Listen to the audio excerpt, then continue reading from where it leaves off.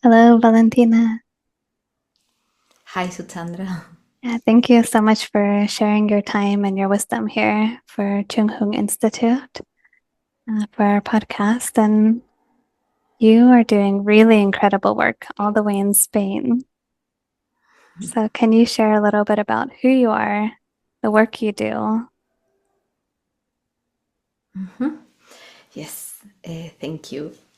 Well, I'm a psychologist and also a musician. I study singing and composition, and in some point in my life, I started like uniting those two areas, and I dedicate to the work of the voice, through the voice, with the voice, for the voice, and all the voices, to heal through the voice and to transform through the voice, and also to be more aware of ourselves and the world and everything through that tool. For me, it's like, my purpose, if you can say, is like to investigate and do everything and use it, and help people use it also to heal and to transform and to sing, and to liberate. So yeah, that's what I do. Beautiful.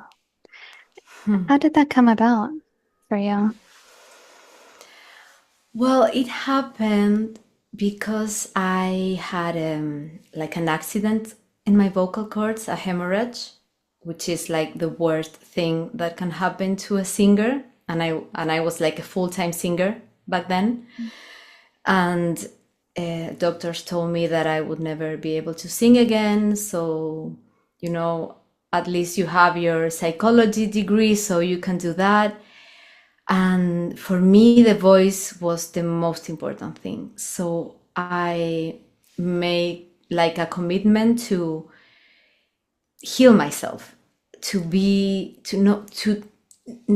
know what happened to me, why this happened to me. And I started like a quest, and very deep, very difficult also, because it was like so much pain and things that you have to dig to know what was going on. And then my voice came back. I went through like a surgery of my vocal cords, and then I had to not speak or anything, like total mute, for 6 months.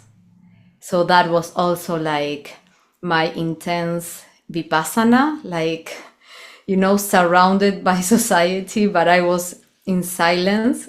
So that was also a big experience. And then I said, okay, if I could, heal myself and my voice and understand the power of the voice, I can help other people to do the same. So then I grabbed my bags and went to San Francisco, and I went to study with Sylvia Nakash and everything about the voice and sound healing. And so that's how it happened. So how A did you find summary. how did you find your own voice through the trauma to the point that now you're teaching others, hey, you can overcome this trauma, get on the other side? First feeling the pain, like, Yeah. not, I think that's a big part, because when we go through trauma, it's like if it was an excessive amount of energy and you cannot process it because it's too painful to process it. So then you block in a way. So, and then you don't feel that. So you live it, you live the trauma through other forms, not by feeling it. So when you are able in a safe space to really feel the pain and the wound and what happened to you, is, I think, is the first step.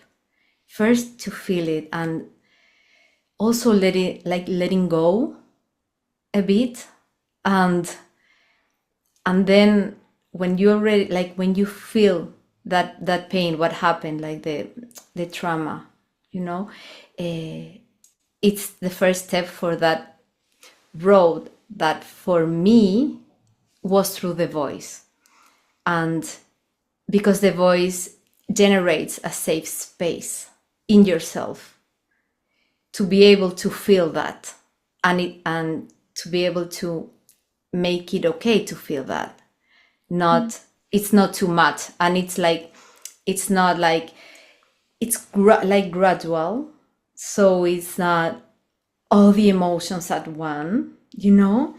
And I feel like that had to happen step by step, and because the voice, the work through the voice is not like, it can be cathartic, but it's in a, like in a nice way, you know. It's not like a big like shake. It's like a gentle, it's very gentle, it's very loving, like nurturing, you know, because it's like our, it's the voice, it's our energy, it's like the, what is with us all the time. So it's like our, you know, our home in a way. Yeah, it seems like most people in society, they want to be heard and they want to speak, but oftentimes what happens is they speak just to speak, right? And there's no substance behind it. And maybe when they speak, they're mumbling or speaking so softly that not even a bird can hear. Is that a form of trauma? Do you see that in your clients? Yeah, of course, I see that. I see that. And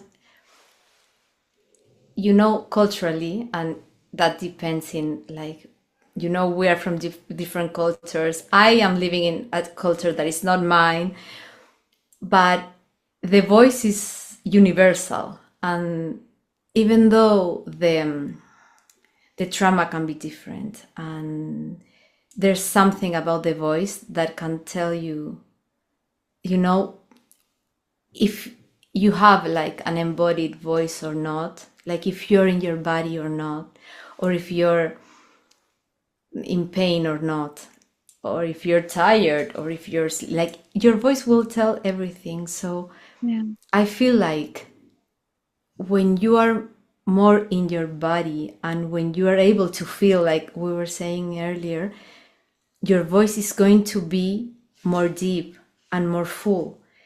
And it's not that a tiny soft voice is wrong. Like, there's no wrong voice. All voices are beautiful, but there's something about the energy. Where is that voice? It's like you can feel it in that way, and then through the voice you can do the work.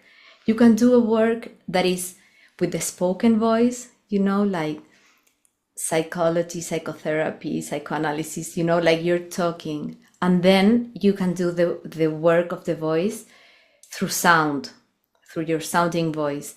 And I found that it's like the same way. It's like the, you know, like the way is not different. You do it through the sound or through the word. And at some point you can work with both, and they will unite in some point. And for example, if we're working with a sound, with a, for example, the sound of the heart, then that person will reflect on some specific things and have insights that are related to that vowel, for example, and they will be able to process it in a way more like, you know, rational and intellectual. Or sometimes it's so unconscious that your subconscious is going to be like a download, and then your body will process it alone, and you will not even be aware, but something's going to happen, and then your voice starts to change. So then it's like healing through the sound, through the word, and you know, we do that work, and voices change, like shy voices change. Or for example, if someone has a soft voice or a shy voice, it doesn't matter, but that person might be able to say something to their boss, for example, that they never could because the boss was like, and in that same voice something could appear. And that's the process of the healing. It's like, tiny steps, and in a kind way, but it's amazing, like it's huge, right? Because that may never happen, but it happens. So that's how you can see it work It in sounds that like this way. is meditation, the same as meditation, but like medical meditation for the voice. Is that? Yes. It's meditation through the voice, yeah, because it's like you have to be meditating through your voice to be aware of your voice and to be more conscious and more present, to be able to, of course, do the work and realize what's going on. And in my workshops, because I do one-on-one and also like group workshops, we're meditating for an hour. We are talking, we're processing, we are integrating, but the first hour is all meditating with the voice, through the voice. Like chanting. We have yeah, like chanting and sounding and vocal meditation and mantras and some, singing of some specific places of Latin America, and we are entering that state. And the voice is so fast because it's like you can change your consciousness in a minute or less than a minute. So you have that. We need to enter to that space in order to feel and to clear the mind. It's Yeah. the same. We need to clear the mind, and the voice is a very quick way to do it. So if someone listening to this right now is like, hey, I want to be heard, but I don't know how to speak up, how do they overcome that fear, overcome that trauma, or what can they do now if they can't afford to see a psychologist or they can't come to Spain to see you? You know what just came to mind is like they should sound first. Do it. Do an do humming. Do do a vowel. Sing their favorite song. But if you cannot sing because you don't want to be heard in the next room, for example, you can just say, I always tell this to people, you can say to because the thing that I hear the most when I give, like an assignment, my assignments are like, I'm going to give you a note, like a vowel and a sound, and you have to do this for 21 days, for example. They are, but next, in the next room, there's like my brother or, my partner. And I'm like, you just say, this is an assignment. Like, I need to do this. This is like not something that I'm just like, because they are very self-conscious people to sing. Yeah. Depends on the place, but in some places, like in Latin America, I go to Chile, I say, let's all do an ah, and they are all like, ah, happy. I do an ah here in Spain, and it's not so much, It's like, ah, and they are all looking like, what is this, Because it's like, but it's so natural to sound. Like, we came into the world crying. We were doing an ah. So it's like the most natural thing. So I would say, if you start by using your sounding voice with no like intellectual brain thinking that you have to say something that is smart, or because people sometimes they don't want to speak because they think that they're not going to say something smart, and they keep quiet.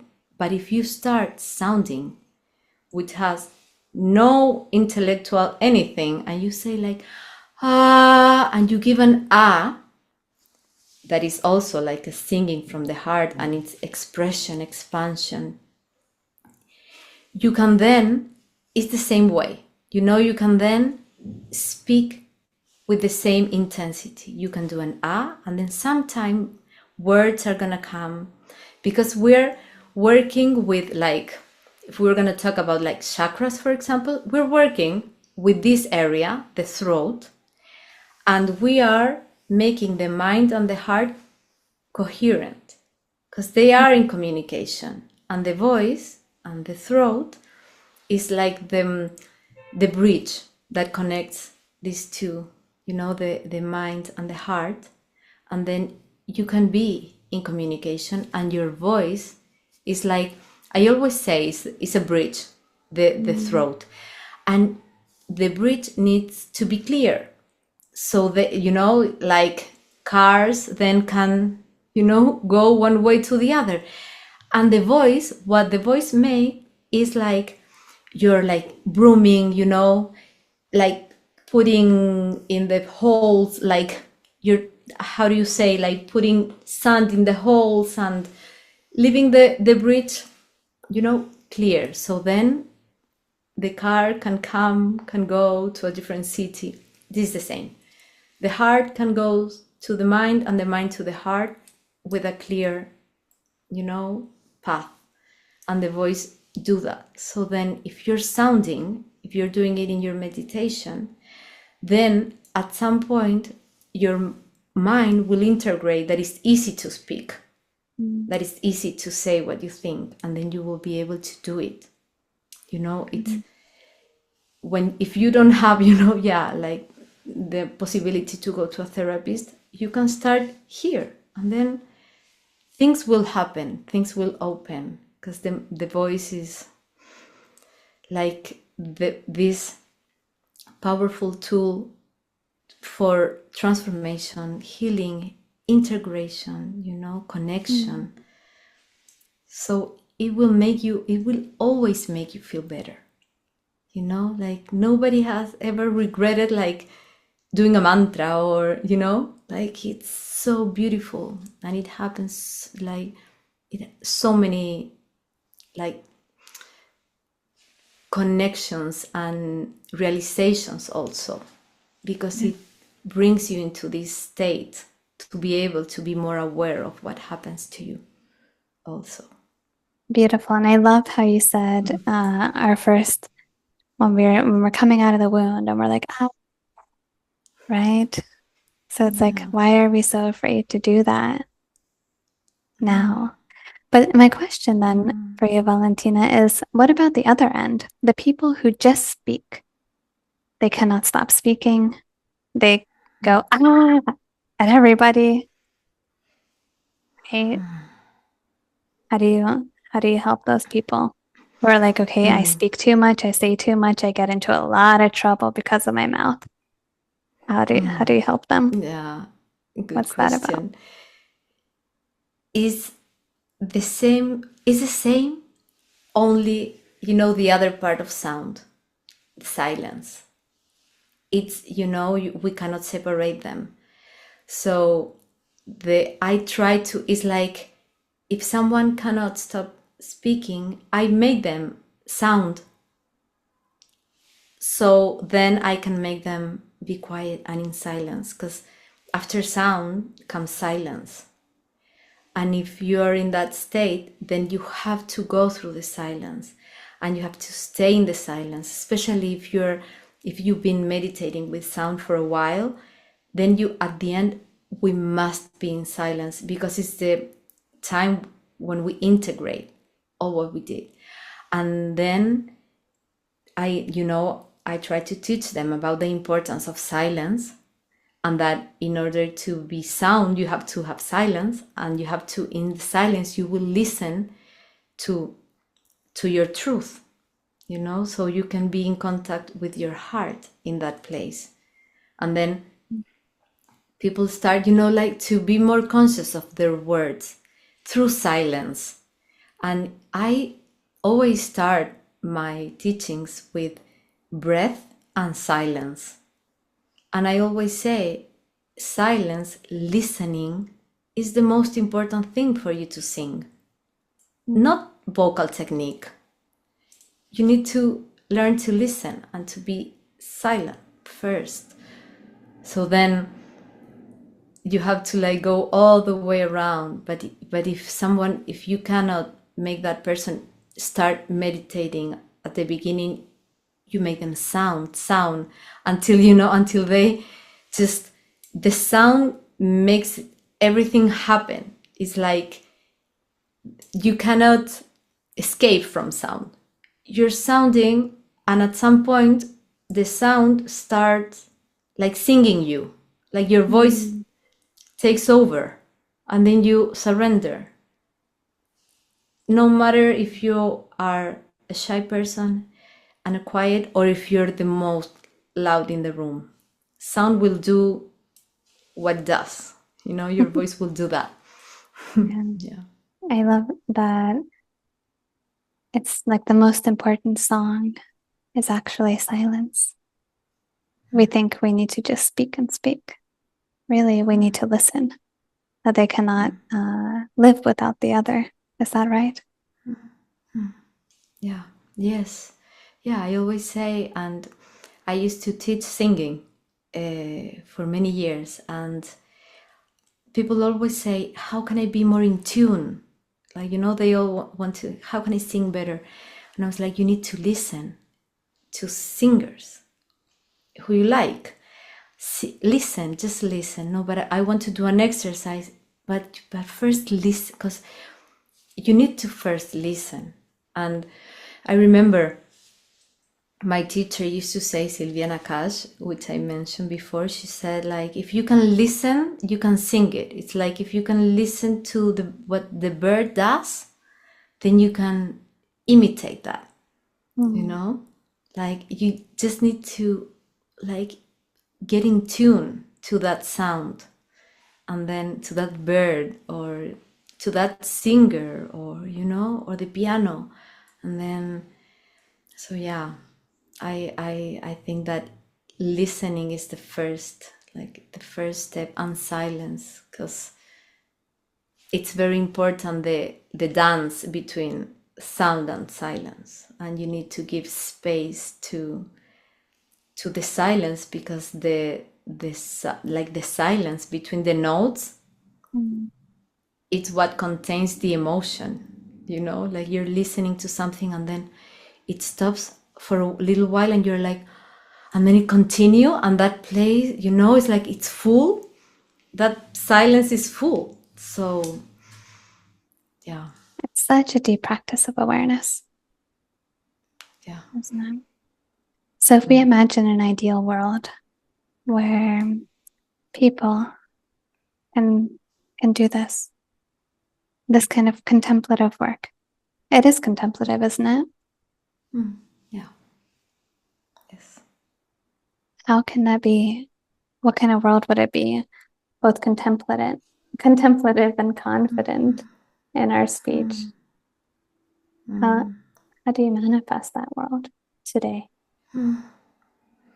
Well, I would love for that to be, you know, like a reality. I think that you start with the work yourself, and then you try to give that away.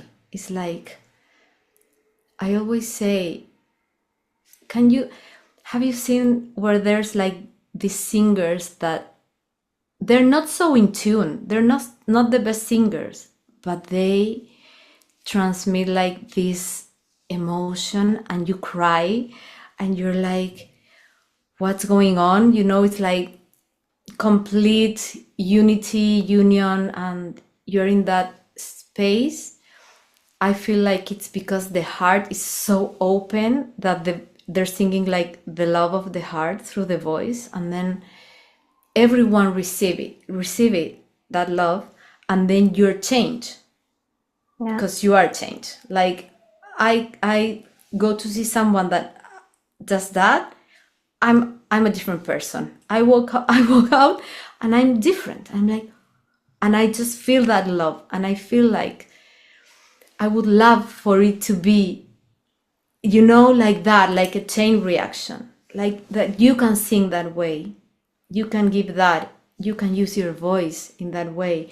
You don't have to sing opera, you can just do a sound or a word. You can just speak the way you speak, and you're speaking from your heart, and the next person is going to receive that, and then it's going to speak from their heart, and like a chain reaction. And that's what I always feel like when I imagine, like this, the harmony, like in the world, that it's going to be like that. That's why, these meditations for peace or are so powerful, and then because you're like doing the chain reaction. So that's what that's how I imagine it, and I wish for it to be. And I think that we can make our, little contribution in that way. What would you say is the most impactful story that you have contributed to, and how? That I have contributed. Wow. I I think that for me is when I'm like doing this work in with the groups, and someone, I impact in a way someone, and that person's, just say something that is so deep and powerful for them, that they realize through their voice and how they are doing something about it in their life. And then I feel like that time when people say that, for me is everything. Like for me, I want to cry. I don't need like a big, it's like this person plus this person, and like, not even because it's not about me, it's about like what happened through their voices. Like for me, I think that's the most impactful because it's what I was saying before. It's like the chain reaction. Like like I say in that moment, oh, I'm doing like something that is very good for that person, like if you're contributing with your small, like, grain of sand. But for me it's huge. For me it's like, super huge. That's all I need, like people to love their voices and use it for their healing and other people's healing. And yeah. The small shifts and the big changes. That's what I'm hearing. Yeah. Beautiful. Yeah. So if somebody wants to take one of your workshops, can't get to Spain, is there something they can do? How can they meet you? Yes, well, yeah, they can. Spain would be great, because when you are like in, everybody's in live, in person, in front of each other, and the voices are all, sounding, is so magical. But the voices are telepathic, and I do a lot of online work because I realized in the pandemic that we were even listening to each other. That's how powerful it is. Like people would say, am I crazy? Because I'm hearing voices, like I'm hearing us sing, like other people sing. So the entrainment is so big and the harmony is so big that, so so I would encourage everybody to just try, if they're in another country, to try the group work, like, because it's very, very, like, it's so powerful, and the energy of the group, even though we're away, you can feel it. And yeah, when we sing together, we sing more powerfully, that's for sure. And I will have a workshop in January, like it's for classes, like for Fridays. And we will, so they can, we will work through the voices of the voice, because I always say that we don't have only one voice, we have many voices, and we need to, be in communication with all of them. Maybe the shy voice and also the confident voice that say you can do it, and all the voices, the voice we speak to our mom differently, to our cat, or a stranger. So then it's like all these voices live inside you, and we want to explore them and heal them and transform them and use it to be more aware also, and to have confidence and to explore creativity. So that's what it is about. And yeah, and you can find me Instagram is or my webpage, but Instagram is the platform I use the most. So yeah. Tell us your handle on Instagram and also your website for those who don't have Instagram. Okay, great. What is Thank it? you. It's Okay. valentinamoyano.voz, Spanish, and Mm, valentinamoyano.com, my webpage. Yeah, great. Moyano's my last name. And we'll put that in the bio also for Thank anybody. you. Thank you so much for sharing your voice and also I think inspiring many to begin again on the journey of healing trauma and healing the wound. Thank you for those beautiful questions and your energy and your presence and your voice, of course. Thank you. Thank you, Valentina.